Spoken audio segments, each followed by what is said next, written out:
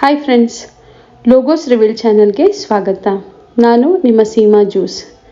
ಸಾಧಾರಣ ಕಾಲದ ಮೊದಲನೆಯ ಭಾನುವಾರ, ಪ್ರಭುವಿನ ಸ್ನಾನ ದೀಕ್ಷೆಯ ಮಹೋತ್ಸವ. ಪ್ರತಿ ವರ್ಷ ಧರ್ಮಸಭೆಯು ಕ್ರಿಸ್ಮಸ್ ಕಾಲವನ್ನು ಅಂತ್ಯಗೊಳಿಸಿ ಸಾಧಾರಣ ಕಾಲವನ್ನು ಪ್ರಾರಂಭಿಸುವಾಗ ಪ್ರಭುವಿನ ಸ್ನಾನ ದೀಕ್ಷೆಯನ್ನು ಸ್ಮರಿಸಿ ಹಬ್ಬವನ್ನು ಆಚರಿಸುತ್ತದೆ. ಇದು ಬಹಳ ಮುಖ್ಯವಾಗಿದೆ, ಏಕೆಂದರೆ ಸಾಧಾರಣ ಕಾಲದಲ್ಲಿ ಇನ್ನು ಮುಂದೆ ಯೇಸು ಸ್ವಾಮಿಯ ಬಹಿರಂಗ ಜೀವನವನ್ನು ಅಧ್ಯಯನ ಮಾಡಲಿದ್ದೇವೆ. ಅವರ ಈ ಸೇವೆ ತಮ್ಮ ಸ್ನಾನ ದೀಕ್ಷೆಯ ನಂತರವೇ ಪ್ರಾರಂಭವಾಯಿತು.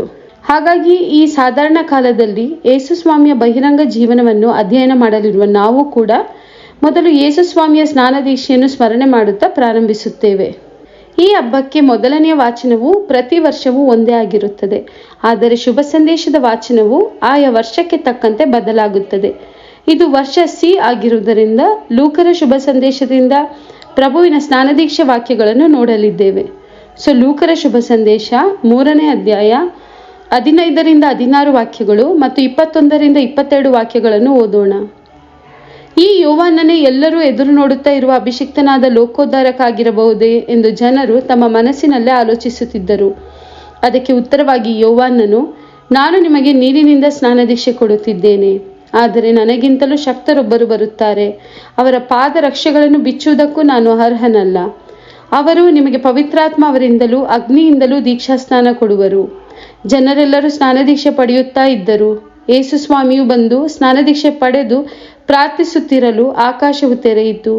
ಆಗ ಪವಿತ್ರಾತ್ಮ ಸಶರೀರವಾಗಿ ಒಂದು ಪಾರಿವಾಳದ ರೂಪದಲ್ಲಿ ಯೇಸುವಿನ ಮೇಲೆ ಇಳಿದರು.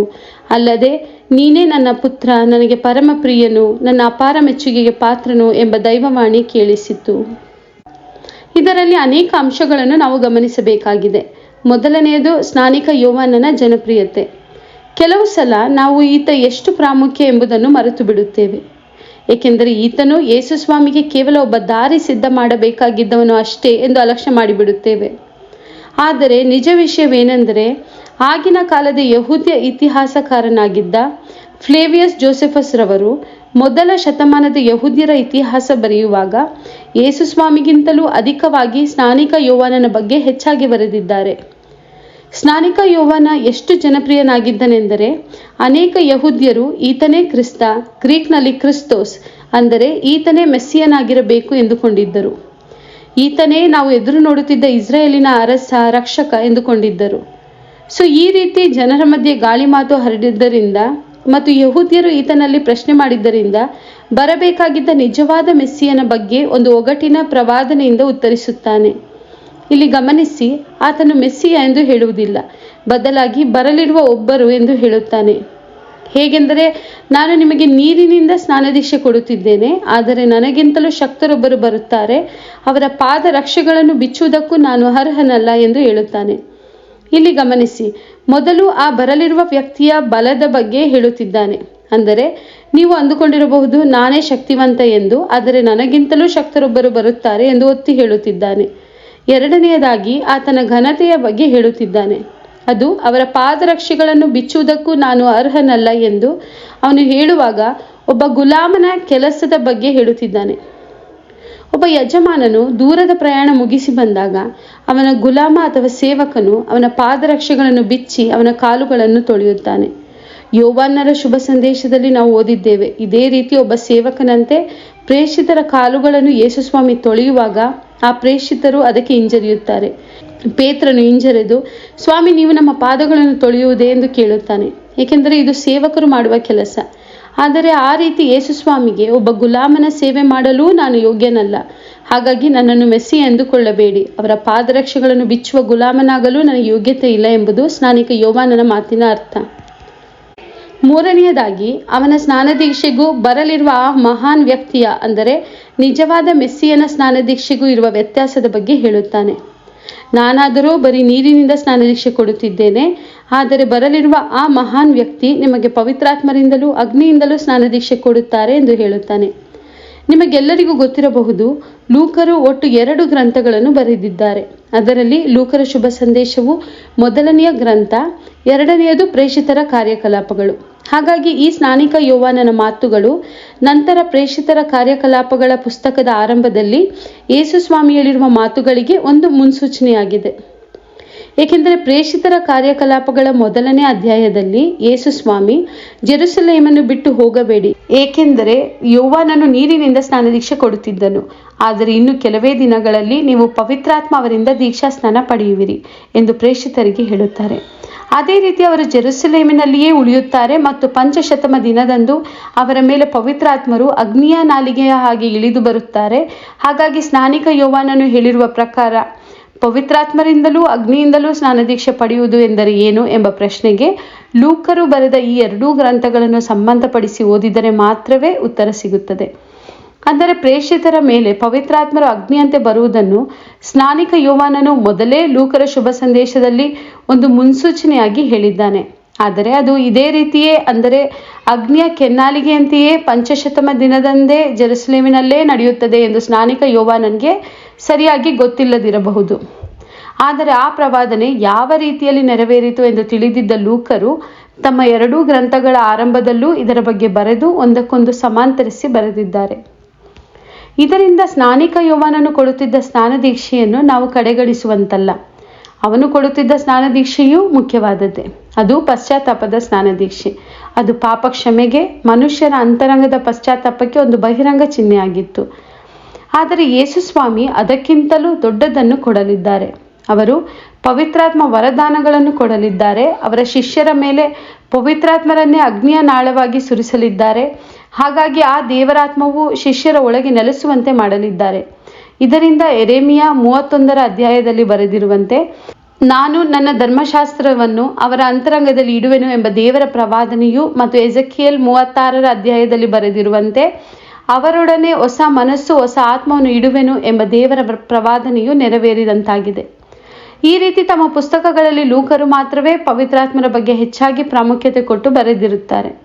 ಮತ್ತು ಈ ವಿಷಯಗಳಿಂದ ಯೇಸು ಸ್ವಾಮಿ ಕೊಡಲಿರುವ ಪವಿತ್ರಾತ್ಮರ ಮತ್ತು ಅಗ್ನಿಯ ಸ್ನಾನದೀಕ್ಷೆ ಎಂತಹದ್ದು ಎಂದು ಯೋವಾನನ ಮಾತುಗಳಿಂದಲೇ ತಿಳಿದುಕೊಳ್ಳಬಹುದು. ಹಾಗೂ ಬರಲಿರುವ ಮೆಸ್ಸಿಯರು ಸ್ನಾನಿಕ ಯೋವಾನನಿಗಿಂತಲೂ ಎಷ್ಟು ಶ್ರೇಷ್ಠವಾದವರು ಎಂಬುದನ್ನು ತಿಳಿದುಕೊಳ್ಳಬಹುದು. ಸರಿ, ಯೇಸು ಸ್ವಾಮಿಯ ಸ್ನಾನದೀಕ್ಷೆಯ ಹಿನ್ನೆಲೆಯನ್ನು ನೋಡಿದೆವು. ಈಗ ಅವರ ಸ್ನಾನದೀಕ್ಷೆಯಲ್ಲಿ ನಿಜವಾಗಲೂ ಏನಾಯಿತು ಎಂಬುದನ್ನು ನೋಡೋಣ. ಲೂಕರು ಬರೆದ ಯೇಸು ಸ್ವಾಮಿಯ ಸ್ನಾನದೀಕ್ಷೆಯ ವಿಷಯ ತುಂಬ ಚಿಕ್ಕದಾಗಿದೆ. ಅವರು ಇದರ ಬಗ್ಗೆ ಹೆಚ್ಚಾಗಿ ವಿವರಣೆ ಕೊಟ್ಟಿಲ್ಲ. ಆದರೂ ಇತರ ಬರಹಗಾರರಿಗಿಂತ ವಿಶೇಷ ಅಂಶಗಳನ್ನು ಲೂಕರು ಮಾತ್ರ ಬರೆದಿದ್ದಾರೆ. ಅದರಲ್ಲಿ ಒಂದು, ಯೇಸು ಸ್ವಾಮಿಯು ಬಂದು ಸ್ನಾನದೀಕ್ಷೆ ಪಡೆದು ಪ್ರಾರ್ಥಿಸುತ್ತಿರಲು ಎಂಬುದು. ಈ ರೀತಿ ಸ್ನಾನದೀಕ್ಷೆಯ ಸಮಯದಲ್ಲಿ ಯೇಸು ಸ್ವಾಮಿ ಪ್ರಾರ್ಥಿಸಿದನು ಎಂದು ಲೂಕರು ಮಾತ್ರ ಬರೆದಿದ್ದಾರೆ. ಇಲ್ಲಿ ಈ ಪ್ರಾರ್ಥನೆ ಎಂಬ ಅಂಶದ ಬಗ್ಗೆ ಗಮನಿಸಿ, ಏಕೆಂದರೆ ಲೂಕರು ಮಾತ್ರವೇ ತಮ್ಮ ಬರಹದಲ್ಲಿ ಪ್ರಾರ್ಥನೆಗೆ ಹೆಚ್ಚು ಮಹತ್ವ ಕೊಟ್ಟಿರುತ್ತಾರೆ. ಇದೇ ರೀತಿ ಯೇಸು ಸ್ವಾಮಿ ತಮ್ಮ ಬಹಿರಂಗ ಜೀವನ ಪ್ರಾರಂಭಿಸುವುದಕ್ಕೆ ಮೊದಲು ಮತ್ತು ತಮ್ಮ ರೂಪಾಂತರಕ್ಕೆ ಮೊದಲು ಅಥವಾ ಪ್ರಮುಖ ನಿದರ್ಶನಗಳ ಮೊದಲು ಪ್ರಾರ್ಥಿಸಿದರು ಎಂದು ಲೂಕರು ಬರೆದಿದ್ದಾರೆ. ಹೀಗಾಗಿ ಲೂಕರು ಮಾತ್ರ ಪ್ರಾರ್ಥನೆಗೆ ಮಹತ್ವ ಕೊಟ್ಟು ಕೇಂದ್ರೀಕರಿಸಿ ತಮ್ಮ ಕೃತಿಯನ್ನು ಬರೆದಿರುವುದನ್ನು ನಾವು ಗಮನಿಸಬಹುದು. ಇನ್ನೊಂದು ಅಂಶ ನಾವು ಲೂಕರ ಶುಭ ಸಂದೇಶದಲ್ಲಿ ಮಾತ್ರವೇ ಕಾಣಲು ಸಾಧ್ಯವಾಗುವುದು ಏನೆಂದರೆ, ಪವಿತ್ರಾತ್ಮರು ಸಶರೀರವಾಗಿ ಪಾರಿವಾಳದ ರೂಪ ಪಡೆದರು ಎಂಬುದು. ಇದು ಬಹಳ ಸ್ವಾರಸ್ಯಕರ ವಿಷಯ. ಇಲ್ಲಿ ಬಳಸಿರುವ ಗ್ರೀಕ್ ಪದ ಸೊಮಾಟಿಕೋ ಈದೆ ಎಂದು. ಇದರ ಅಕ್ಷರಶಃ ಅರ್ಥ ಶರೀರ ಸ್ವಭಾವವಾಗಿ ಎಂದು. ಇದನ್ನು ಕೇಳಿದಾಗ ನಮಗೆ ಅನೇಕ ಚಿಂತನೆಗಳು ಮೂಡಬಹುದು. ಇದರ ಬಗ್ಗೆ ಈ ವಿಡಿಯೋವಿನ ಕೊನೆಯಲ್ಲಿ ವಿವರವಾಗಿ ನೋಡೋಣ. ಹಾಗೆಯೇ ಸಂತ ಥೋಮಸ್ ಅಕ್ವಿನಸ್ ರವರು ಇದರ ಬಗ್ಗೆ ಇರುವ ಸಂಶಯವನ್ನು ಹೇಗೆ ಬಗೆಹರಿಸಿ ವಿವರಿಸಿದ್ದಾರೆ ಎಂಬುದನ್ನು ಕೊನೆಗೆ ನೋಡೋಣ. ಸದ್ಯಕ್ಕೆ ಇಲ್ಲಿಯೂ ಪವಿತ್ರಾತ್ಮರ ಮಹತ್ವವನ್ನು ಲೂಕರು ಹೇಗೆ ತಿಳಿಸಿದ್ದಾರೆ ಎಂಬುದನ್ನು ಗಮನಿಸಿ. ಅಂದರೆ ಪವಿತ್ರಾತ್ಮರು ಪಾರಿವಾಳದ ರೂಪದಲ್ಲಿ ಬಂದದ್ದನ್ನು ಕಾಲ್ಪನಿಕವಾಗಿ ಊಹೆ ಮಾಡಲು ಲೂಕರು ಹೇಳಿಲ್ಲ. ಬದಲಾಗಿ ಪವಿತ್ರಾತ್ಮರು ಅಕ್ಷರಶಃವಾಗಿಯೇ ಪಾರಿವಾಳದ ರೂಪದಲ್ಲಿಯೇ ಬಂದು ಇಳಿದರು ಎಂದು ಹೇಳುತ್ತಿದ್ದಾರೆ. ಹೇಗೆ ಪ್ರೇಷಿತರ ಕಾರ್ಯಕಲಾಪದಲ್ಲಿ ಪಂಚಶತಮ ದಿನದಂದು ಅಗ್ನಿಗಳ ಕೆನ್ನಾಲಿಗೆಗಳಂತೆ ಪವಿತ್ರಾತ್ಮರು ಬಂದು ಅವರ ಮೇಲೆ ಇಳಿದರೋ, ಅದೇ ರೀತಿ ಇಲ್ಲಿ ಪಾರಿವಾಳದ ರೂಪದಲ್ಲಿ ಬಂದು ಯೇಸು ಸ್ವಾಮಿಯ ಮೇಲೆ ಇಳಿದಿದ್ದಾರೆ. ಹೀಗಾಗಿ ಪವಿತ್ರಾತ್ಮರು ಈ ರೀತಿ ವಿವಿಧ ರೂಪಗಳನ್ನು ತಾಳುವುದನ್ನು ಬರೆಯಲು ಲೂಕರು ಎಷ್ಟು ಆಸಕ್ತಿ ವಹಿಸಿದ್ದಾರೆ ಎಂಬುದನ್ನು ನಾವು ಗಮನಿಸಬಹುದು. ಇದರಲ್ಲಿರುವ ಮತ್ತೊಂದು ಬಹುಮುಖ್ಯವಾದ ಅಂಶ ಏನೆಂದರೆ ಪವಿತ್ರ ಪರಮತ್ರಿತ್ವದ 3 ವ್ಯಕ್ತಿಗಳ ಪ್ರಕಟಣೆ. ಇಲ್ಲಿ ಆ 3 ವ್ಯಕ್ತಿಗಳು ಉಪಸ್ಥಿತರಾಗಿ ಕಾರ್ಯನಿರ್ವಹಿಸುತ್ತಿರುವುದನ್ನು ನಾವು ಗಮನಿಸಬಹುದು. ಒಂದೇ ಸಮಯದಲ್ಲಿ ತಂದೆ ದೇವರು ನೀನೇ ನನ್ನ ಪುತ್ರ, ನನ್ನ ಪರಮ ಪ್ರಿಯನು ಎಂದು ಹೇಳುತ್ತಿದ್ದಾರೆ. ಸುತರಾದ ಯೇಸುವು ಕೂಡ ಮೆಸ್ಸಿಯ ಮಾತ್ರವಲ್ಲದೆ ದೇವರ ಪುತ್ರನೆಂದು ಪ್ರಕಟವಾಗುತ್ತಿದ್ದಾರೆ. ಹಾಗೆಯೇ ಪವಿತ್ರಾತ್ಮರು ಪಾರಿವಾಳದ ರೂಪದಲ್ಲಿ ಇಳಿದು ಬಂದು ಪ್ರಕಟವಾಗುತ್ತಿದ್ದಾರೆ. ಇದರಿಂದ ನಾವು ಈ ಪ್ರಭುವಿನ ಸ್ನಾನದೀಕ್ಷೆಯ ಹಬ್ಬದಲ್ಲಿ ಪರಮತ್ರಿತ್ವದ ಸ್ಮರಣೆಯನ್ನೂ ಮಾಡಿದಂತಾಗುತ್ತದೆ. ಯೇಸು ಸ್ವಾಮಿಯ ಬಹಿರಂಗ ಜೀವನ ಪ್ರಾರಂಭವಾಗಿರುವ ಈ ಸ್ನಾನದೀಕ್ಷೆಯ ನಿದರ್ಶನವು ದೇವರ ರಕ್ಷಣಾ ಕಾರ್ಯದಲ್ಲಿ ಪರಮತ್ರಿತ್ವದ ಒಂದು ಶಕ್ತಿಯುತ ಪ್ರಕಟಣೆಯಾಗಿದೆ. ಆದುದರಿಂದ ನಮ್ಮ ಕ್ರೈಸ್ತ ನಂಬಿಕೆಯ ಕೇಂದ್ರ ರಹಸ್ಯವು ಪರಮತ್ರಿತ್ವ ಎಂಬ ವಿಷಯವಾಗಿರುವುದರಿಂದ ಕಥೋಲಿಕರಾದ ನಾವು ಈ ಸಾಧಾರಣ ಕಾಲದ ವಾಚನಗಳ ಮೂಲಕ ನಮ್ಮ ಪ್ರಯಾಣವನ್ನು ಕ್ರಿಸ್ತರ ಸ್ನಾನದೀಕ್ಷೆಯಲ್ಲಿ ಈ ಪರಮತ್ರಿತ್ವದ ರಹಸ್ಯವನ್ನು ಕೇಂದ್ರವಾಗಿಟ್ಟು ಪ್ರಾರಂಭಿಸುವುದು ಸಮಂಜಸವಾಗಿದೆ. ರಕ್ಷಣಾ ಕಾಲದಲ್ಲಿ ದೇವರು ಕಾರ್ಯನಿರ್ವಹಿಸುವಾಗ ಯಾವಾಗಲೂ ಪರಮತ್ರಿತ್ವದ ದೇವರಾಗಿ ಕಾರ್ಯನಿರ್ವಹಿಸುತ್ತಾರೆ. ಪಿತಾ, ಸುತ ಮತ್ತು ಪವಿತ್ರಾತ್ಮರು ಪ್ರತ್ಯೇಕವಾಗಿ ಅಥವಾ ಪರಸ್ಪರ ವಿರೋಧವಾಗಿ ಕಾರ್ಯನಿರ್ವಹಿಸುವುದಿಲ್ಲ. ಬದಲಾಗಿ ಒಂದೇ ದೇವರಾಗಿದ್ದು ಮೂವರು ಒಟ್ಟಿಗೆ ಕಾರ್ಯನಿರ್ವಹಿಸುತ್ತಾರೆ. ಅದೇ ರಹಸ್ಯವನ್ನು ನಮಗೆ ಇಂದು ಪ್ರಭುವಿನ ಸ್ನಾನದೀಕ್ಷೆಯ ಹಬ್ಬದ ದಿನದಲ್ಲಿ ಪ್ರಕಟಿಸಲಾಗಿದೆ. ಸರಿ, ಶುಭ ಸಂದೇಶದ ವಾಚನವನ್ನು ಅಧ್ಯಯನ ಮಾಡಿದ್ದಾಯಿತು. ಈಗ ಮೊದಲನೆಯ ವಾಚನದಲ್ಲಿ ಹಳೆಯ ಒಡಂಬಡಿಕೆಯ ವಾಕ್ಯಗಳನ್ನು ನೋಡೋಣ. ನಾನು ಮೊದಲೇ ತಿಳಿಸಿದಂತೆ ಈ ಹಬ್ಬಕ್ಕೆ ಪ್ರತಿ ವರ್ಷವೂ ಮೊದಲನೆಯ ವಾಚನವು ಯಾವಾಗಲೂ ಒಂದೇ ಆಗಿರುತ್ತದೆ. ಹಾಗಾಗಿ ಈ ಹಬ್ಬಕ್ಕೆ ಧರ್ಮಸಭೆಯು ಪ್ರತಿ ವರ್ಷದಂತೆ ಯೆಶಾಯನ ಗ್ರಂಥದ 42ನೇ ಅಧ್ಯಾಯದಿಂದ ವಾಕ್ಯಗಳನ್ನು ಕೊಟ್ಟಿದೆ. ಬನ್ನಿ ಅದನ್ನು ಒಮ್ಮೆ ಓದಿಬಿಡೋಣ. ಈಗೋ ನನ್ನ ದಾಸನು, ನನ್ನ ಆಧಾರ ಪಡೆದವನು, ನನ್ನಿಂದ ಆಯ್ಕೆಯಾದವನು, ನನಗೆ ಪರಮಪ್ರಿಯನು. ನೆಲೆಗೊಳಿಸಿರುವ ಇವನಲ್ಲಿ ನನ್ನ ಆತ್ಮವನು, ಅನ್ಯ ರಾಷ್ಟ್ರಗಳಿಗೆ ಸಾರುವನಿವನು ಸದ್ಧರ್ಮವನು. ಆತ ಕೂಗಾಡುವಂಥವನಲ್ಲ, ಕಿರುಚಾಡುವಂಥವನಲ್ಲ. ಹಾದಿ ಬೀದಿಗಳಲ್ಲಿ ಅವನ ಧ್ವನಿ ಕೇಳಿಸುವುದೇ ಇಲ್ಲ. ಮುರಿಯುವುದಿಲ್ಲ ಆತ ಜಜ್ಜಿದ ದಂಟನ್ನು, ನಂದಿಸುವುದಿಲ್ಲ ಆತ ಕಳೆಗುಂದಿದ ದೀಪವನ್ನು. ತಪ್ಪದೆ ಸಿದ್ಧಿಗೆ ತರುವನಾತ ಸದ್ಧರ್ಮವನು. ಎಡವಿ ಬೀಳನವನು, ಎದೆಗುಂದನವನು. ಜಗದೊಳು ಸ್ಥಾಪಿಸುವ ತನಕ ಸದ್ಧರ್ಮವನು. ಎದುರು ನೋಡುವುವು ದ್ವೀಪಾಂತರಗಳು ಆತನ ಧರ್ಮಶಾಸ್ತ್ರವನ್ನು. ಸರ್ವೇಶ್ವರ ಸ್ವಾಮಿಯಾದ ನಾನು ಕೈ ಹಿಡಿದು ಕಾದಿರಿಸುವೆನು ನಿನ್ನನ್ನು. ಕರೆದಿಹೆನು ನಿನ್ನನ್ನು, ಸದ್ಧರ್ಮ ಸಾಧನೆಗಾಗಿ ಇತ್ತಿರುವೆನು ನಿನ್ನನ್ನು. ಜನರಿಗೆ ಒಡಂಬಡಿಕೆಯಾಗಿ ನೇಮಿಸಿರುವೆನು ನಿನ್ನನ್ನು, ರಾಷ್ಟ್ರಗಳಿಗೆ ಬೆಳಕಾಗಿ. ಕೊಡುವೆ ನೀನು ಕಣ್ಣನ್ನು ಕುರುಡರಿಗೆ, ತರುವೆ ಬಂದಿಗಳನ್ನು ಸೆರೆಯಿಂದ ಹೊರಗೆ, ಕತ್ತಲೆಯ ಕಾರಾಗೃಹದಿಂದ ಅವರನ್ನು ಬೆಳಕಿಗೆ. ಇಲ್ಲಿಯೂ ಕೆಲವು ಅಂಶಗಳನ್ನು ಗಮನಿಸಬಹುದು. ಮೊದಲನೆಯದಾಗಿ ಈ ದಾಸನು ಎಂದು ಕರೆದಿರುವುದು. ನಾವು ಯೆಶಾಯನ ಗ್ರಂಥದಲ್ಲಿ ಹಲವು ಕಡೆ ಈ ದಾಸನ ಬಗ್ಗೆ ಉಲ್ಲೇಖವಾಗಿರುವುದನ್ನು ನೋಡಬಹುದು. ಉದಾಹರಣೆಗೆ 61ನೇ ಅಧ್ಯಾಯದಲ್ಲಿ ಈ ದಾಸನು ದೇವರ ಆತ್ಮನಿಂದ ಅಭಿಷಿಕ್ತನಾದವನಂತೆ ಉಲ್ಲೇಖಿಸಲಾಗಿದೆ. ಮೆಸ್ಸಿಯ ಎಂಬುದಕ್ಕೂ ಇದೇ ಅರ್ಥ. ಆದ್ದರಿಂದ ಈ ದಾಸ ಎಂದು ದೇವರು ಪದೇ ಪದೇ ಉಲ್ಲೇಖ ಮಾಡುತ್ತಿರುವುದು ಬರಲಿರುವ ಮೆಸ್ಸಿಯನ ಬಗ್ಗೆ ಎಂದು ನಾವು ತಿಳಿದುಕೊಳ್ಳಬಹುದು. ಹಾಗೆಯೇ ಆ ದಾಸನು ಹೇಗೆ ಅಭಿಷಿಕ್ತನಾಗಿದ್ದಾನೆಂದು ನೋಡುವುದಾದರೆ ಅಲ್ಲಿ ನೆಲೆಗೊಳಿಸುವ ಇವನಲ್ಲಿ ನನ್ನ ಆತ್ಮವನ್ನು ಎಂದು ದೇವರೇ ಹೇಳಿದ್ದಾರೆ. ಇದಕ್ಕಾಗಿಯೇ ಧರ್ಮಸಭೆ ನಮಗೆ ಈ ಯೆಶಾಯನ ಗ್ರಂಥದ ವಾಕ್ಯಗಳನ್ನು ಇಂದಿನ ಹಬ್ಬದ ಮೊದಲನೆಯ ವಾಚನವಾಗಿ ಕೊಟ್ಟಿದೆ. ಏಕೆಂದರೆ ಈ ಪ್ರವಾದನೆ ಯೇಸುಸ್ವಾಮಿಯ ಸ್ನಾನದೀಕ್ಷೆಯಲ್ಲಿ ನೆರವೇರಿದೆ. ಆ ದಾಸನಾದ ಮೆಸ್ಸಿಯನನ್ನು ದೇವರು ತಮ್ಮ ಆತ್ಮನಿಂದ ಅಭಿಷೇಕಿಸುತ್ತಿದ್ದಾರೆ. ಈ ಪ್ರವಾದನೆಯಲ್ಲಿ ಹೇಳಿರುವ ಹಾಗೆ ಈ ಅಭಿಷಿಕ್ತ ದಾಸನು ಅನ್ಯ ಜನರಿಗೆ ಶುಭ ಸಂದೇಶವನ್ನು, ಸದ್ಧರ್ಮವನ್ನು ತರುತ್ತಾನೆ ಎಂಬುದನ್ನು ಇಲ್ಲಿ ಇನ್ನೊಂದು ಪ್ರಮುಖ ಅಂಶವಾಗಿ ನಾವು ನೋಡಬಹುದು. ಇದು ಲೂಕರ ಬರಹಗಳಲ್ಲಿ ಮತ್ತೊಂದು ಥೀಮ್ ಅಥವಾ ವಿಷಯ ವಸ್ತುವಾಗಿದೆ. ಲೂಕರ ಕೃತಿಯಲ್ಲಿ ಅನೇಕ ಥೀಮ್ಗಳಿವೆ. ಈಗಾಗಲೇ ನಾವು ತಿಳಿದುಕೊಂಡ ಹಾಗೆ ಪವಿತ್ರಾತ್ಮರ ಬಗ್ಗೆ ಮತ್ತು ಪ್ರಾರ್ಥನೆಯ ಬಗ್ಗೆ ಹೆಚ್ಚಾಗಿ ಬರೆದಿರುವಂತೆ ರಕ್ಷಣೆಯು ಕೇವಲ ಇಸ್ರೇಲ್ಗೆ ಮಾತ್ರವಲ್ಲದೆ ಅನ್ಯ ಜನರಿಗೂ ಸಿಗುತ್ತದೆ ಎಂಬುದನ್ನು ಹೆಚ್ಚಾಗಿ ಬರೆದಿದ್ದಾರೆ. ಇದನ್ನು ಮುನ್ಸೂಚನೆಯಾಗಿ ಪ್ರವಾದಿಸಿರುವುದನ್ನು ನೀವು ಗಮನಿಸಬಹುದು. ಅಲ್ಲಿ ಬರೆದಿದೆ, ಎದುರು ನೋಡುವವು ದ್ವೀಪಾಂತರಗಳು ಆತನ ಧರ್ಮಶಾಸ್ತ್ರವನ್ನು ಎಂದು. ಹಳೆಯ ಒಡಂಬಡಿಕೆಯಲ್ಲಿ ದ್ವೀಪಾಂತರಗಳು ಅಥವಾ ಕಡಲ ತೀರಗಳು ಎಂದು ಯಾವಾಗಲೂ ಅನ್ಯ ದೇಶಗಳನ್ನು ಮತ್ತು ಅನ್ಯ ಜನರನ್ನೇ ಸಂಬಂಧಿಸಿ ಬರೆಯಲಾಗಿರುತ್ತದೆ. ಉದಾಹರಣೆಗೆ ದಾವೀದನ ಶತ್ರುಗಳಾದ ಫಿಲಿಸ್ಟಿಯರು ಒಂದು ಅನ್ಯ ಜನಾಂಗ. ಅವರನ್ನು ಕೂಡ ಇಸ್ರೇಲಿನ ಕಡಲ ತೀರದ ಜನರು ಎಂದು ಬರೆಯಲಾಗಿದೆ. ಹಾಗೆಯೇ ರೋಮ್ ಮತ್ತು ಗ್ರೀಸ್ ದೇಶಗಳನ್ನು ಕಡಲ ತೀರದ ಅನ್ಯ ಜನಾಂಗಗಳೆಂದೂ ಬರೆಯಲಾಗಿದೆ. ಆದ್ದರಿಂದ ಎದುರು ನೋಡುವವು ದ್ವೀಪಾಂತರಗಳು ಆತನ ಧರ್ಮಶಾಸ್ತ್ರವನ್ನು ಅಥವಾ ಆತನ ತೋರಾವನ್ನು ಅಥವಾ ನ್ಯಾಯ ಪ್ರಮಾಣವನ್ನು ಎಂದರೆ ಮೆಸ್ಸಿಯನು ತರಲಿರುವ ಹೊಸ ಧರ್ಮಶಾಸ್ತ್ರವು ಅನ್ಯ ಜನರಿಗೂ ಕೊಡಲಾಗುತ್ತದೆ. ಇದು ಮೋಶೆಯ ಧರ್ಮಶಾಸ್ತ್ರದಂತೆ ಕೇವಲ ಇಸ್ರಾಯೇಲರಿಗೆ ಮಾತ್ರವಲ್ಲ, ಸಕಲ ಜನರಿಗಾಗಿಯೂ ಕೊಡಲಾಗುವುದು ಎಂದು ಅರ್ಥ. ಅನ್ಯ ಜನರು ಈ ಹೊಸ ಧರ್ಮಶಾಸ್ತ್ರಕ್ಕಾಗಿ ಪವಿತ್ರಾತ್ಮರಿಂದ ಅಭಿಷಿಕ್ತನಾಗಿ ಬರುವ ಈ ದಾಸನಿಗಾಗಿ ಎದುರು ನೋಡುತ್ತಾರೆ.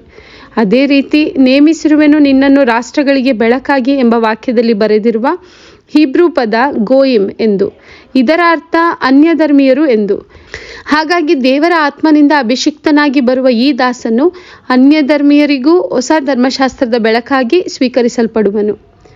ಧರ್ಮಸಭೆಯು ಇಂದಿನ ಮೊದಲನೆಯ ವಾಚನಕ್ಕೆ ಯೆಶಾಯನ ಗ್ರಂಥದಿಂದ ಆ ಪ್ರವಾದನೆಯನ್ನು ಪ್ರಭುವಿನ ಸ್ನಾನದೀಕ್ಷೆಗೆ ಹಿನ್ನೆಲೆಯಾಗಿ ಕೊಡಲು ಕಾರಣ, ಯೇಸುಸ್ವಾಮಿಯೇ ದೇವರ ಆ ಪರಮಪ್ರಿಯರು ಬರೀ ಪುತ್ರನಾಗಿ ಮಾತ್ರವಲ್ಲ, ದೇವರ ದಾಸನಾಗಿ ಪ್ರಕಟಿಸಲ್ಪಟ್ಟಿದ್ದಾರೆ. ಅವರಲ್ಲಿಯೇ ದೇವರು ಮೆಚ್ಚುಗೆಯನ್ನು ಪಡುವವರಾಗಿದ್ದಾರೆ. ಅವರಲ್ಲಿಯೇ ದೇವರ ಆತ್ಮವು ಬರುತ್ತಾರೆ ಮತ್ತು ಅವರೇ ಹೊಸ ಧರ್ಮಶಾಸ್ತ್ರವನ್ನು, ಹೊಸ ಬೆಳಕನ್ನು ತರುವವರು. ಅದನ್ನು ಕೇವಲ ಇಸ್ರಾಯೇಲರಿಗೆ ಮಾತ್ರವಲ್ಲ, ಸಮಸ್ತ ಜನರಿಗೂ ತರುತ್ತಾರೆ. ಮತ್ತು ಅವರೇ ಪ್ರವಾದಿಸಲಾದ ದೇವರ ಆ ದಾಸ ಎಂದು ತಿಳಿಯಲು ಆ ಪ್ರವಾದನೆಯಲ್ಲಿರುವ ಇನ್ನೊಂದು ಸುಳಿವು ಏನೆಂದರೆ, ಅವರು ಅನೇಕ ಅದ್ಭುತಗಳನ್ನು ಮಾಡುತ್ತಾರೆ. ಕುರುಡರಿಗೆ ದೃಷ್ಟಿ, ಸೆರೆಯಲ್ಲಿರುವವರಿಗೆ ಬಿಡುಗಡೆಯನ್ನು ಕೊಡುತ್ತಾರೆ ಎಂದು ಪ್ರವಾದಿಸಲಾಗಿದೆ. ಅದನ್ನೇ ತಮ್ಮ ಬಹಿರಂಗ ಜೀವನದಲ್ಲಿ ಯೇಸುಸ್ವಾಮಿಯೂ ಮಾಡಲಿರುವುದು. ಅಂಧಕಾರದಲ್ಲಿದ್ದ ಜನರ ಕಣ್ಣುಗಳನ್ನು ತಮ್ಮ ಹೊಸ ಧರ್ಮಶಾಸ್ತ್ರದ ಸತ್ಯದ ಬೆಳಕಿಗೆ ತೆರೆಯಲಿದ್ದಾರೆ. ಅಷ್ಟೇ ಅಲ್ಲ, ಅಕ್ಷರಶವಾಗಿಯೂ ಕುರುಡು ಜನರ ಕಣ್ಣುಗಳನ್ನು ತಮ್ಮ ಅದ್ಭುತಗಳಿಂದ ಮತ್ತು ಸೂಚಕ ಕಾರ್ಯಗಳಿಂದ ತೆರೆದಿದ್ದಾರೆ. ಇನ್ನು ಇಂದಿನ ಕೀರ್ತನೆ ಶ್ಲೋಕವನ್ನು ನೋಡುವುದಾದರೆ, ಕೀರ್ತನೆ 29 ವಾಕ್ಯಗಳನ್ನು ಈ ದಿನ ಕೊಡಲಾಗಿದೆ. ಈ ಶ್ಲೋಕಗಳನ್ನು ಮೇಲ್ನೋಟಕ್ಕೆ ನೋಡಿದರೆ ಇವುಗಳಿಗೂ ಯೇಸುಸ್ವಾಮಿಯ ಸ್ನಾನದೀಕ್ಷೆಗೂ ಏನೂ ಸಂಬಂಧವಿಲ್ಲವೆಂದು ಕಾಣುತ್ತದೆ. ಆದರೆ ಆ ಶ್ಲೋಕಗಳ ಅರ್ಥವನ್ನು ಆಳವಾಗಿ ಅಧ್ಯಯನ ಮಾಡಿದರೆ ಧರ್ಮಸಭೆ ಈ ಕೀರ್ತನೆಯನ್ನು ಏಕೆ ಇಂದು ಕೊಟ್ಟಿದೆ ಎಂದು ತಿಳಿದುಕೊಳ್ಳಬಹುದು. ಏಕೆಂದರೆ ಈ ಕೀರ್ತನೆಯಲ್ಲಿ ದೇವರನ್ನು ಅವರ ವೈಭವಕ್ಕಾಗಿ, ಮಹಿಮೆಗಾಗಿ, ಶಕ್ತಿಗಾಗಿ ಹೊಗಳುತ್ತದೆ ಮತ್ತು ದೇವರ ಧ್ವನಿಯ ಬಗ್ಗೆ ಒಂದು ಚಿತ್ರಣವನ್ನು ಕೊಡುತ್ತದೆ. ಹೀಬ್ರೂ ಭಾಷೆಯಲ್ಲಿ ದೇವರ ಧ್ವನಿಗೆ ಕೋಲ್ ಎಂದು ಬರೆಯಲಾಗಿದೆ. ಇದರ ಅರ್ಥ ಸಾಧಾರಣ ಧ್ವನಿ ಎಂದು ಅಲ್ಲ, ಗುಡುಗು, ಜಲಪ್ರಳಯಗಳು, ಶಬ್ದ ತುಂಬಿದ ದೇವರ ಧ್ವನಿ ಎಂದು ಅರ್ಥ. ಇದು ದೇವರು ತಮ್ಮನ್ನು ಪ್ರಕಟಿಸಿಕೊಳ್ಳುವಾಗ ಹಾಗೂ ಸೃಷ್ಟಿ ಕಾರ್ಯ ಮಾಡುವಾಗ ಬಳಸಿದ ಧ್ವನಿಯಾಗಿದೆ. ಆ ಕೀರ್ತನೆಯನ್ನು ಒಮ್ಮೆ ಓದಿಬಿಡೋಣ. ಸುರಪುತ್ರರೇ, ಪ್ರಭುವಿನ ಸ್ತುತಿ ಮಾಡಿರಿ, ಬಲುಮೆ ಮಹಿಮೆ ಅವನದೇ ಎಂದು ಸಾರಿರಿ. ಸ್ತುತಿಸಿರಿ ಆತನ ಶ್ರೀನಾಮ ಮಹಿಮೆಯನ್ನು, ಪೂಜಿಸಿರಿ ಪವಿತ್ರಾಂಬರರಾಗಿ ಆತನನ್ನು. ಪ್ರಭು ಆಸೀನನು ಆಗಸದ ಜಲರಾಶಿಗಳ ಮೇಲೆ, ಪ್ರತಿಭಾ ಸ್ವರೂಪನಾದ ದೇವನಿದೋ ಗುಡುಗುತ್ತಲೇ. ಆತನ ಆಡಂಬರ ಧ್ವನಿ ಮೇಘಮಂಡಲದ ಮೇಲೆ. ಪ್ರಭುವಿನ ಧ್ವನಿ ಶಕ್ತಿಯುತ, ಆತನ ಶಬ್ದ ವೈಭವಯುತ. ಆತನ ಗರ್ಜನೆಗೆ ಮುರಿದು ಬೀಳುವುವು ದೇವದಾರು ಮರಗಳು, ಹೌದೌದು, ಸೀಳಿ ಓಳಾಗುವವು ಲೆಬನೋನಿನ ಮಹಾವೃಕ್ಷಗಳು. ಈಯುವುವು ಜಿಂಕೆಗಳು, ನಗ್ನವಾಗುವವು ವೃಕ್ಷಗಳು. ಜಯ ಜಯ ಘೋಷ ಮಾಡುವವರೆಲ್ಲರೂ ಆತನ ಆಲಯದೊಳು. ಜಲಪ್ರಳಯದೊಳು ಪ್ರಭು ಆಸೀನನಾಗಿಹನು, ಯುಗ ಯುಗಾಂತರಕ್ಕೂ ಅರಸನಾಗಿ ಆಳುವನು. ಈ ಕೀರ್ತನೆಗೂ ಯೇಸುಸ್ವಾಮಿಯ ಸ್ನಾನದೀಕ್ಷೆಗೂ ಏನಾದರೂ ಸಂಬಂಧ ಇದೆಯಾ ಎಂದು ನೀವು ಯೋಚಿಸಬಹುದು. ಅದಕ್ಕೆ ನಾವು ವಾಕ್ಯವನ್ನು ಆಳವಾಗಿ ಅಧ್ಯಯನ ಮಾಡಬೇಕು. ಅಲ್ಲಿ ಪ್ರಭು ಆಸೀನನು ಆಗಸದ ಜಲರಾಶಿಗಳ ಮೇಲೆ ಎಂದು ಬರೆದಿದೆ. ಇದನ್ನು ಎಲ್ಲೋ ಕೇಳಿರುವ ಹಾಗೆ ಇದೆ ಅಲ್ವಾ? ಹೌದು, ಆದಿಕಾಂಡದ ವಾಕ್ಯಗಳ ಆರಂಭದಲ್ಲೇ ಇದನ್ನು ನೋಡಬಹುದು. ಆದಿಯಲ್ಲಿ ದೇವರು ಪರಲೋಕ ಭೂಲೋಕವನ್ನು ಸೃಷ್ಟಿ ಮಾಡಿದರು. ಭೂಮಿ ನಿರಾಕಾರವಾಗಿಯೂ ಬರಿದಾಗಿಯೂ ಇತ್ತು. ಆದಿಸಾಗರದ ಮೇಲೆ ಕಗ್ಗತ್ತಲು ಕವಿದಿತ್ತು. ದೇವರಾತ್ಮ ಜಲರಾಶಿಯ ಮೇಲೆ ಚಲಿಸುತ್ತಿತ್ತು ಎಂದು ಬರೆದಿದೆ. ಅಂದರೆ ದೇವರಾತ್ಮವು ಜಲರಾಶಿಯ ಮೇಲೆ ಚಲಿಸುತ್ತಿತ್ತು. ನಂತರ ಬೆಳಕಾಗಲಿ ಎಂದು ದೇವರು ಹೇಳುತ್ತಾರೆ, ಆಗ ಬೆಳಕಾಗುತ್ತದೆ. ಬೈಬಲಿನ ಮೊಟ್ಟ ಮೊದಲ ವಾಕ್ಯಗಳಲ್ಲಿಯೇ ದೇವರ ಧ್ವನಿಯ ಬಗ್ಗೆ ಉಲ್ಲೇಖ ಮಾಡಲಾಗಿದೆ ಮತ್ತು ಆ ಧ್ವನಿಯು ಲೋಕಕ್ಕೆ ಬೆಳಕನ್ನು ತರುತ್ತದೆ ಮತ್ತು ನಂತರ ಅದೇ ಧ್ವನಿಯಿಂದ ಜೀವ ಬರುತ್ತದೆ. ಹಾಗಾಗಿ ಈ ಕೀರ್ತನೆಯು ಆದಿಯಲ್ಲಿ ದೇವರ ಗುಡುಗು ಗರ್ಜನೆಯ ಧ್ವನಿ ಜಲರಾಶಿಯ ಮೇಲೆ ಪ್ರಯೋಗಿಸಿದರ ಬಗ್ಗೆ ಹೇಳುತ್ತಿದೆ. ಆದರೆ ಯೇಸುಸ್ವಾಮಿಯು ಸ್ನಾನದೀಕ್ಷೆಯ ಸಮಯದಲ್ಲಿ ದೇವರ ಧ್ವನಿ ಕೇಳಿಸಿದ್ದಕ್ಕೂ ಇದು ಮುನ್ಸೂಚನೆಯಾಗಿದೆ. ಏಕೆಂದರೆ ಶುಭ ಸಂದೇಶದ ಪುಸ್ತಕಗಳಲ್ಲಿ ನಾವು ನೋಡಿದರೆ ತಂದೆ ದೇವರು ಹೆಚ್ಚು ಮಾತನಾಡಿರುವುದನ್ನು ಕಾಣುವುದಕ್ಕಾಗುವುದಿಲ್ಲ. ಕೇವಲ 3 ಕಡೆ ನೋಡಬಹುದಷ್ಟೇ. ಯೇಸುಸ್ವಾಮಿಯ ಸ್ನಾನದೀಕ್ಷೆಯ ಸಮಯದಲ್ಲಿ, ರೂಪಾಂತರ ಸಮಯದಲ್ಲಿ ಮತ್ತು ಇನ್ನೊಂದು ಬಾರಿ ಯೋಹಾನ 12ರಲ್ಲಿ ಯೇಸುಸ್ವಾಮಿಯ ಯಾತನೆ ಪ್ರಾರಂಭವಾಗುವ ಮೊದಲು ಕೇಳಬಹುದು ಅಷ್ಟೇ. ಮತ್ತು ಪ್ರತಿ ಬಾರಿಯೂ 1-2 ವಾಕ್ಯಗಳಲ್ಲಿ ಮಾತನಾಡಿರುತ್ತಾರೆ. ಕೆಲವು ಬಾರಿ ನಮ್ಮ ಮನೆಗಳಲ್ಲಿ ಕೆಲವು ತಂದೆಯರು ಹಾಗೆ ಇರುತ್ತಾರೆ. ಅವರು ಇತರರ ಹಾಗೆ ಹೆಚ್ಚು ಮಾತನಾಡುವುದಿಲ್ಲ. ಆದರೆ ಅವರು ಮಾತನಾಡಿದರೆ ಅದು ಅತಿ ಮುಖ್ಯವಾಗಿರುತ್ತದೆ. ಮಕ್ಕಳೆಲ್ಲರೂ ಗಮನ ಕೊಟ್ಟು ಕೇಳಲೇಬೇಕಾಗಿರುತ್ತದೆ. ಅದೇ ರೀತಿ ಇಲ್ಲಿ ಯೇಸುಸ್ವಾಮಿಯ ಸ್ನಾನದೀಕ್ಷೆಯಲ್ಲೂ ದೇವರ ಧ್ವನಿ ಜೋರ್ಡಾನ್ ನೀರಿನ ಮೇಲೆ ಗರ್ಜನೆಯಾದಾಗ ಹೊಸ ಸೃಷ್ಟಿಯನ್ನು ತರುತ್ತಿದ್ದಾರೆ. ನೀನೇ ನನ್ನ ಪುತ್ರನು, ನನಗೆ ಪರಮಪ್ರಿಯನು, ನನ್ನ ಮೆಚ್ಚುಗೆಗೆ ಪಾತ್ರನು ಎಂದು ಹೇಳುತ್ತಾರೆ. ಹೀಗೆ ಯೇಸುಸ್ವಾಮಿಯ ಸ್ನಾನದೀಕ್ಷೆಯ ವೇಳೆ ದೇವರ ಧ್ವನಿಯು ಆ ನೀರಿನ ಜಲರಾಶಿಯ ಮೇಲೆ ಪವಿತ್ರಾತ್ಮರು ಇರುವಾಗ ಹೇಳುವುದರಿಂದ ಹೊಸ ಸೃಷ್ಟಿಯನ್ನು ಪ್ರಾರಂಭಿಸುವುದರ ಗುರುತಾಗಿದೆ. ಮತ್ತು ಈ ಕೀರ್ತನೆಯ ವಾಕ್ಯಗಳು ಹಳೆಯ ಮತ್ತು ಹೊಸ ಸೃಷ್ಟಿಗಳ ನಡುವೆ ಸೇತುವೆಯಂತೆ ಇದೆ. ಹಾಗೂ ದೇವಾಲಯದಲ್ಲಿ ದೇವರ ಧ್ವನಿಗೆ ಜಯಘೋಷ ಮಾಡುವವರೆಲ್ಲರೂ ಎಂಬ ವಾಕ್ಯವು ಯೇಸುಸ್ವಾಮಿಯ ಸ್ನಾನದೀಕ್ಷೆಯ ಸಮಯದಲ್ಲಿ ಪ್ರಮುಖವಾಗಿದೆ. ಏಕೆಂದರೆ ಪಿತದೇವರು ಈ ಸಮಯದಲ್ಲಿ ಭೂಮಿಗೆ ಇಳಿದು ಬರಲಿಲ್ಲ. ಅವರು ಸ್ವರ್ಗೀಯ ದೇವಾಲಯದಲ್ಲೇ ಅವರ ಸಿಂಹಾಸನದಿಂದಲೇ ಮಾತನಾಡುತ್ತಿದ್ದಾರೆ. ಆ ಧ್ವನಿಯು ಆಕಾಶದಿಂದ ಭೂಮಿಯಲ್ಲಿರುವ ಜನರಿಗೆ ಪ್ರತಿಧ್ವನಿಯಾಗಿ ಕೇಳಿಸಿತು. ಹಾಗಾಗಿ ಆ ನೀರಿನ ಮೇಲೆ ದೇವರ ಧ್ವನಿಯು ಕೇಳಿಸಿದಾಗ ತಮ್ಮ ಪುತ್ರನ ವ್ಯಕ್ತಿತ್ವವನ್ನು ತಿಳಿಸಲಾಗಿದೆ. ಇದೇ ಯೇಸುಸ್ವಾಮಿಯ ಸ್ನಾನ ದೀಕ್ಷೆಯಲ್ಲಿ ಅಡಗಿರುವ ರಹಸ್ಯ. ಕೊನೆಯದಾಗಿ ನಾನು ಈ ಹಿಂದೆ ಪವಿತ್ರಾತ್ಮರ ಬಗ್ಗೆ ಇರುವ ಒಂದು ಪ್ರಶ್ನೆಗೆ ಉತ್ತರ ಕೊನೆಯಲ್ಲಿ ತಿಳಿದುಕೊಳ್ಳೋಣ ಎಂದು ಹೇಳಿದ್ದೆ ಅಲ್ವಾ, ಅದನ್ನ ಈಗ ನೋಡೋಣ. ಅದು ಲೂಕರು ಬರೆದಿರುವ ಪ್ರಕಾರ ಪವಿತ್ರಾತ್ಮರು ಸಶರೀರವಾದುದನ್ನು ನಾವು ಹೇಗೆ ಅರ್ಥ ಮಾಡಿಕೊಳ್ಳುವುದು? ಬೈಬಲ್ನಲ್ಲಿ ಇಂತಹ ಕೆಲವು ಪ್ರಶ್ನೆಗಳು ನಮಗೆ ಬಂದಾಗ ನಮ್ಮ ಸ್ವಂತ ವಿವರಣೆ ಕೊಡುವುದರ ಬದಲು ಧರ್ಮಸಭೆ ಇದಕ್ಕೆ ಹೇಗೆ ವಿವರಣೆ ಕೊಟ್ಟಿದೆ, ಆದಿ ಕ್ರೈಸ್ತರು ಇದನ್ನು ಹೇಗೆ ಅರ್ಥ ಮಾಡಿಕೊಂಡರು ಎಂದು ನಾವು ನೋಡಬೇಕಾಗುತ್ತದೆ. ಕ್ರಿಸ್ತಶಕ 13ನೇ ಶತಮಾನದಲ್ಲಿ ಸಂತ ಥೋಮಸ್ ಅಕ್ವಿನಾಸ್ ರವರು ಬರೆದ ಸುಮ್ಮಾ ಥಿಯೋಲಾಜಿಕಾ ಅವರು ಇದರ ಬಗ್ಗೆ ದೊಡ್ಡ ಪ್ರಬಂಧವನ್ನೇ ಬರೆದಿದ್ದಾರೆ. 4ನೇ ಶತಮಾನದ ಸಂತ ಅಗಸ್ಟಿನ್ ಮತ್ತು ಜಾನ್ ಕ್ರಿಸ್ಟಿಸ್ಟಾಮ್ ರವರು ಮೊದಲು ಇದಕ್ಕೆ ಹೇಗೆ ವಿವರಣೆ ಕೊಟ್ಟಿದ್ದರು ಎಂಬುದನ್ನು ಬರೆದಿದ್ದಾರೆ. ಆ ಪ್ರಬಂಧದಲ್ಲಿ ಒಂದು ಚಿಕ್ಕ ಭಾಗವನ್ನು ನಾನು ಇಲ್ಲಿ ನಿಮಗೆ ತಿಳಿಸಲು ಇಷ್ಟಪಡುತ್ತೇನೆ. ಅಗಸ್ಟಿನ್ ರವರು ಹೇಳಿದಂತೆ ಪವಿತ್ರಾತ್ಮರು ಯೇಸುಸ್ವಾಮಿಯ ಮೇಲೆ ಬಂದಿಳಿದದ್ದು ಸಶರೀರವಾಗಿ ಒಂದು ಪಾರಿವಾಳದ ರೂಪದಲ್ಲಿ, ಆದರೆ ಲೌಕಿಕ ಪಾರಿವಾಳವಾಗಿ ಅಲ್ಲ. ಏಕೆಂದರೆ ಆ ಪಾರಿವಾಳವು ಯೇಸುಸ್ವಾಮಿಯ ಮೇಲೆ ಇಳಿದು ಪವಿತ್ರಾತ್ಮರನ್ನು ಸಂಕೇತಿಸುತ್ತದೆ. ಕ್ರಿಸ್ಟೋಸ್ಟಾಮ್ ರವರು ಹೇಳಿದ ಪ್ರಕಾರ ಪ್ರತಿ ಆಧ್ಯಾತ್ಮಿಕ ಘಟನೆಗಳು ಸಂಭವಿಸುವಾಗ ಯಾರಿಗೆಲ್ಲ ದೇವರ ಶರೀರದ ಸ್ವಭಾವವನ್ನು ಅರ್ಥ ಮಾಡಿಕೊಳ್ಳಲು ಕಷ್ಟವಾಗುತ್ತದೆಯೋ ಅಂಥವರಿಗೆ ಕೆಲವು ಪ್ರಜ್ಞಾತ್ಮಕ ದರ್ಶನಗಳಾಗುತ್ತವೆ. ಇದು ಪುನಃ ಮರುಕಳಿಸಲಿಲ್ಲವಾದ್ದರಿಂದ ಅವರು ತಮ್ಮ ವಿಶ್ವಾಸವನ್ನು ಅವರಿಗೆ ಕಾಣಿಸಿದ ಆ ದರ್ಶನಕ್ಕೆ ರೂಪಿಸಿಕೊಳ್ಳಬಹುದು. ನಾವು ಕೂಡ ಸ್ನಾನದೀಕ್ಷೆ ಪಡೆಯುವಾಗ ಇದೇ ರೀತಿ ಪವಿತ್ರಾತ್ಮರು ನಮ್ಮ ಮೇಲೆ ಕಾಣದ ಹಾಗೆ ಇಳಿಯುತ್ತಾರೆ ಎಂಬುದನ್ನು ಜನರಿಗೆ ಮನವರಿಕೆ ಮಾಡಲು ಪವಿತ್ರಾತ್ಮರು ಯೇಸುಸ್ವಾಮಿಯ ಸ್ನಾನದೀಕ್ಷೆಯಲ್ಲಿ ಸಶರೀರವಾಗಿ ಎಲ್ಲರಿಗೂ ಕಾಣುವ ಹಾಗೆ ಬಂದು ಇಳಿದರು. ಓಕೆ, ಇದು ನಿಮಗೆ ಅರ್ಥವಾಯಿತಾ? ಇಲ್ಲದಿದ್ದರೆ ನಾನು ವಿವರಿಸ್ತೇನೆ ನೋಡಿ. ಮೊದಲನೆಯದಾಗಿ ಲೂಕರು ಬರೆದಿರುವ ಪ್ರಕಾರ ಪವಿತ್ರಾತ್ಮರು ಪಾರಿವಾಳವಾಗಿ ಶರೀರವಾಗಿ ಬಂದು ಇಳಿದರು ಎಂದರೆ ಆದಿಯಲ್ಲಿ ವಾಕ್ಯವಿತ್ತು, ಆ ವಾಕ್ಯ ಯೇಸು ಎಂಬ ಮನುಷ್ಯರಾದ ಹಾಗೆ ಅಲ್ಲ. ಅಂದರೆ ಯೇಸುಸ್ವಾಮಿ ಮನುಷ್ಯರಾದಂತೆ ಇಲ್ಲಿ ಪವಿತ್ರಾತ್ಮರು ಒಂದು ನಿಜವಾದ ಲೌಕಿಕ ಪಾರಿವಾಳವಾಗಲಿಲ್ಲ. ಪಂಚಶತಮ ದಿನದಂದು ಪವಿತ್ರಾತ್ಮರು ಹೇಗೆ ಅಗ್ನಿಯ ನಾಳಗಳಾಗಿ ಬಂದು ಇಳಿದರೋ ಹಾಗೆಯೇ ಇಲ್ಲಿಯೂ ಒಂದು ಪ್ರಜ್ಞಾತ್ಮಕ ದರ್ಶನ ಕೊಡುವ ಹಾಗೆ ಬಂದು ಇಳಿದಿದ್ದಾರೆ ಅಷ್ಟೇ. ಹೀಗೆ ಆಗಲು ಕಾರಣ ನಾವು ಸ್ನಾನದೀಕ್ಷೆಯ ಸಂಸ್ಕಾರ ಮತ್ತು ದೃಢೀಕರಣದ ಸಂಸ್ಕಾರ ಪಡೆಯುವಾಗಲೂ ಪವಿತ್ರಾತ್ಮರು ಇದೇ ರೀತಿ ಪಾರಿವಾಳದಂತೆ ಮತ್ತು ಅಗ್ನಿಯ ನಾಳದಂತೆ ನಮ್ಮ ಮೇಲೆ ಖಂಡಿತ ಇಳಿದು ಬರುತ್ತಾರೆ ಎಂಬ ವಿಶ್ವಾಸ ಮೂಡಿಸಲು ಹೀಗೆ ಮಾಡಿದ್ದಾರೆ. ಅಂದು ಆ ಜನರು ಅದನ್ನು ಕಣ್ಣಾರೆ ನೋಡಿದ್ದನ್ನು ತಮ್ಮ ಸಂಸ್ಕಾರಗಳಲ್ಲಿಯೂ ಅನುಭವಿಸಿದ್ದಾರೆ. ಹೀಗೆ ಅದು ಅವರಿಗೆ ಸಹಾಯವಾಯಿತು. ಅದೇ ರೀತಿ ಅವರ ಪ್ರತ್ಯಕ್ಷ ಸಾಕ್ಷಿಯನ್ನು ಓದುತ್ತಿರುವ ನಾವು ಕೂಡ ಅದೇ ವಿಶ್ವಾಸದಿಂದ ಸಂಸ್ಕಾರಗಳನ್ನು ಸ್ವೀಕರಿಸಬೇಕು. ಆಗ ಪವಿತ್ರಾತ್ಮರು ಖಂಡಿತ ನಮ್ಮ ಮೇಲೆ ನಮಗೆ ಕಾಣದ ಹಾಗೆ ಬರುತ್ತಾರೆ. ಧನ್ಯವಾದಗಳು. ಈ ವಿಡಿಯೋ ನಿಮಗೆ ಇಷ್ಟವಾದರೆ ದಯವಿಟ್ಟು ಈ ಚಾನಲನ್ನು ಸಬ್ಸ್ಕ್ರೈಬ್ ಮಾಡಿಟ್ಟುಕೊಳ್ಳಿ. ಆಗಲೇ ಪ್ರತಿ ವಾರವೂ ನಾನು ಹಾಕುವ ವಿಡಿಯೋಗಳ ಮಾಹಿತಿ ನಿಮಗೆ ಸಿಗುತ್ತದೆ. ಹಾಗೂ ಈ ವಿಡಿಯೋವನ್ನು ಲೈಕ್ ಮಾಡಿ ಮತ್ತು ನಿಮ್ಮ ಪರಿಚಯದವರಿಗೆ, ಸಂಬಂಧಿಕರಿಗೆ ಮತ್ತು ಸ್ನೇಹಿತರಿಗೆ ಶೇರ್ ಮಾಡಿ. Thank you.